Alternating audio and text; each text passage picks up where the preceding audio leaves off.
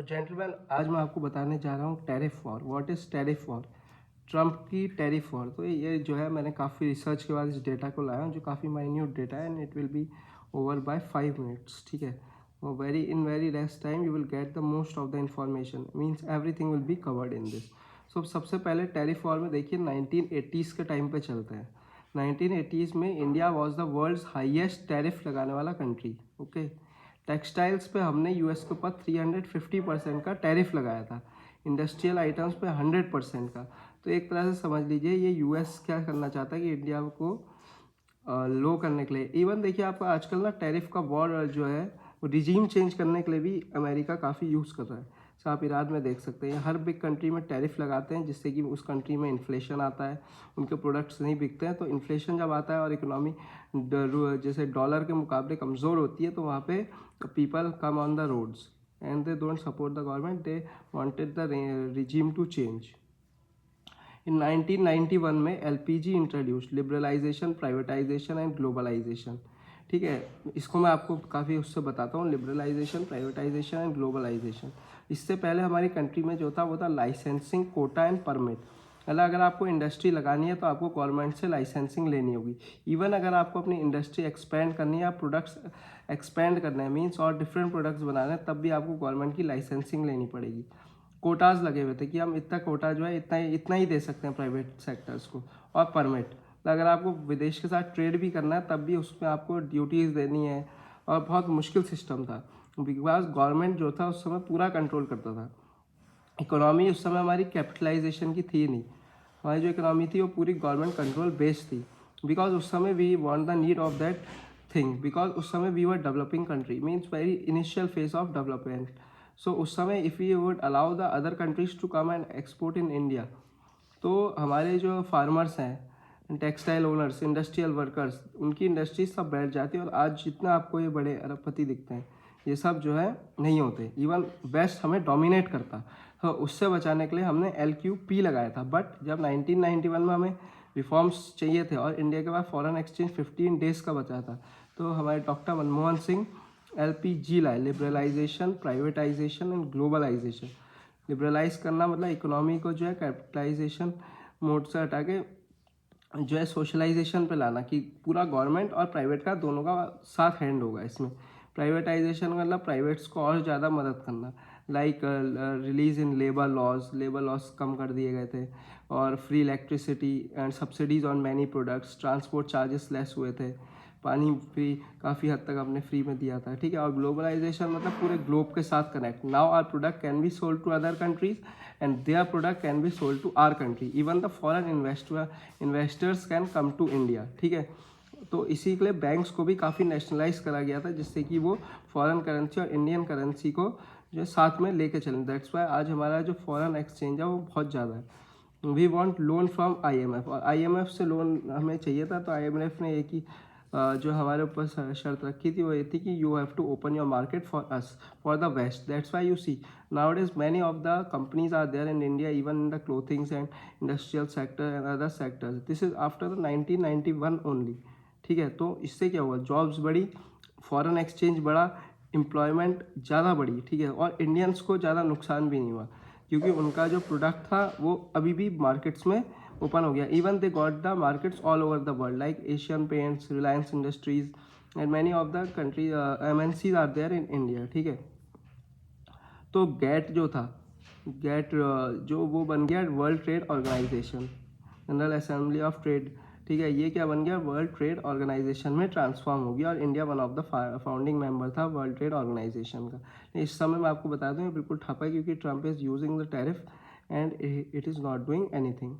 इनका क्या था कि tariff will be same for every country, मतलब जैसे आप 10% टैरिफ लगाते हो तो वो हर कंट्री के लिए होगा। आपके हाथ में नहीं होगा कि कितना, आपके हाथ में तो होगा कितना लगाना है, लेकिन हर कंट्री के लिए वो सेम होना चाहिए।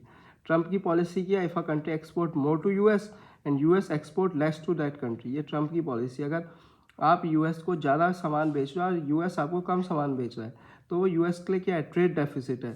तो ट्रम्प क्या करेगा, उस कंट्री के ऊपर बहुत ज़्यादा टैरिफ लगा देगा, जिससे कि वो ट्रेड इक्विलिब्रियम पे आ जाए। जैसे चाइना के साथ जो इनका था वो 800 बिलियन डेफिसिट था।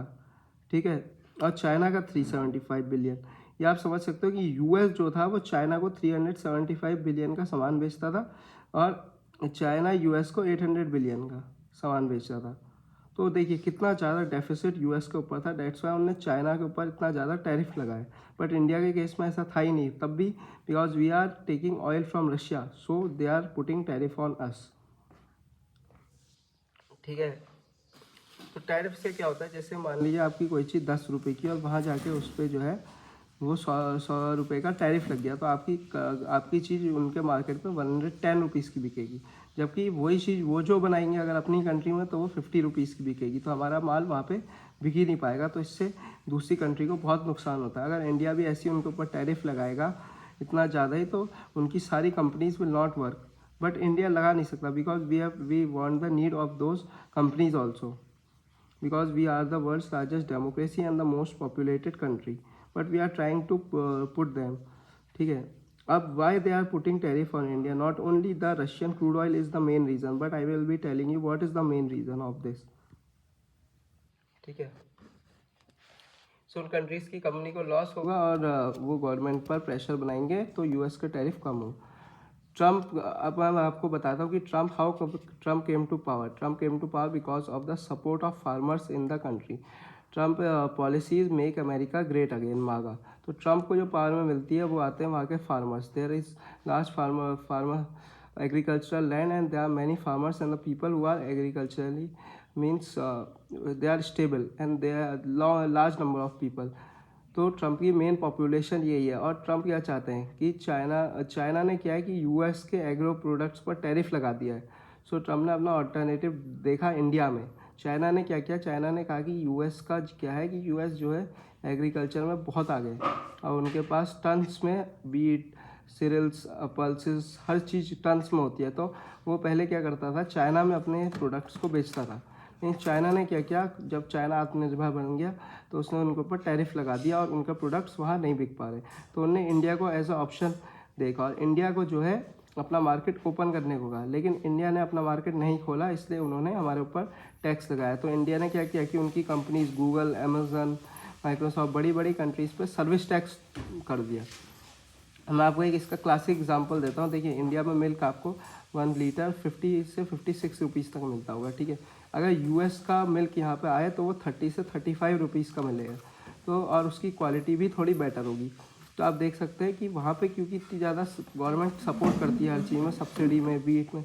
इंडिया में वीट कितना है, 40 रुपीज़ का। वहाँ का वीट अगर आएगा तो वो 25 से 30 रुपीज़ का मिलेगा, क्योंकि वहाँ पर पूरा एग्रीकल्चर को गवर्नमेंट सपोर्ट है, ठीक है। तो इतना ज़्यादा सपोर्ट के बाद जब वहाँ की चीज़ें यहाँ आएंगी, इवन आफ्टर पुटिंग टैरिफ, वो इंडियन इंडिजीनियस एग्रीकल्चरल प्रोडक्ट्स से बहुत सस्ती होंगी, जिससे we will face a lot of deficit, ठीक है। इंडियन फार्मर्स को और इंडिया में जितने भी एग्रीकल्चर से, प्राइमरी सेक्टर से रिलेटेड पीपल हैं, दे विल गो। इंडिया में around 40% of the people are still doing agriculture and are in the primary sector. तो उनकी पूरी जीवन जो है ठप हो जाएगी, जिससे गवर्नमेंट पे काफ़ी प्रेशर पड़ सकता है, ठीक है। तो इसलिए इंडिया ने अपनी एग्रीकल्चरल मार्केट कभी नहीं खोली और ना खोलनी चाहिए फॉर यूएस, ठीक है। So this was what is the Trump tariff and now I would tell you the Bella seize, ठीक है। उसमें क्या हुआ था, ये सारे मैंने नोट्स बना रखे हैं। देखिए, यूएस सीज रशियन फ्लैग्ड इन अटलांटिक। तो यूएस ने क्या किया था कि एक टैंकर था जो वेनेजुएला से एक्सपोर्ट कर रहा था क्रूड ऑयल को, जिसमें फ्लैगिंग थी रशिया की। उसका नाम था बेला 1। 17 दिसंबर को वेनेजुएला पहुंचा था और वहाँ से ऑयल लिया, क्रूड ऑयल, और रशिया जा रहा था। और उसने जब वो आया था तो अपना नाम बेला 1 दिखाया था और उसके ऊपर कोई फ्लैग नहीं था। लेकिन जब उन्होंने ले लिया तो उसने देखिए, ये जो 17 दिसंबर है, ये कब माद्रो जब सीज हुआ था वो 3 को हुआ था, और ये जब वो हुआ, ठीक है, सीज़ हुआ था, तो ये अभी रिसेंट में सीज़ हुआ है 7 जैन को, ठीक है। 7 जैन को ये सीज़ हुआ। तो देखिए, ये 17 दिसंबर को जो है वहाँ से क्रूड ऑयल लिया और ये निकला है।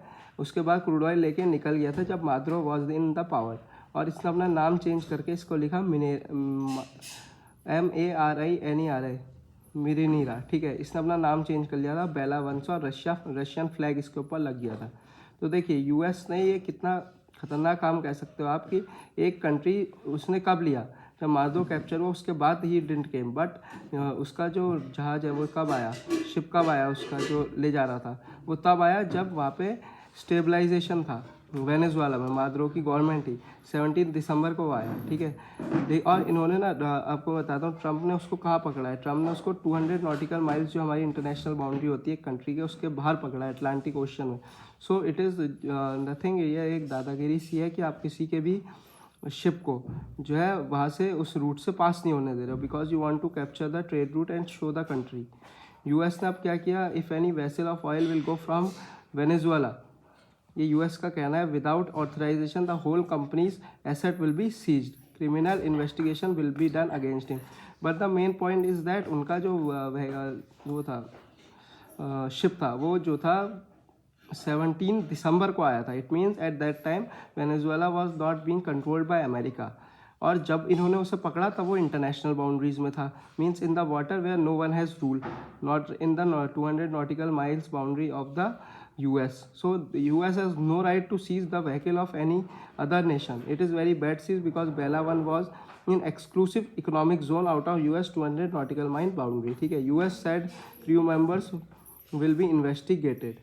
अब US क्या कहता है कि उन पर भी हम चार्ज करेंगे। मॉस्को पोजीशन क्या है कि action was illegal maritime piracy, warning to US। But देखिए ये खाली वार्निंग देते हैं, they are doing nothing to US, because nobody is doing nothing, then it is also considering that it is the superpower. So this is what the case, the siege of Russian flag in Atlantic Ocean.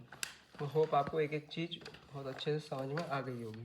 मिलते हैं next video में with more amazing concepts and topics.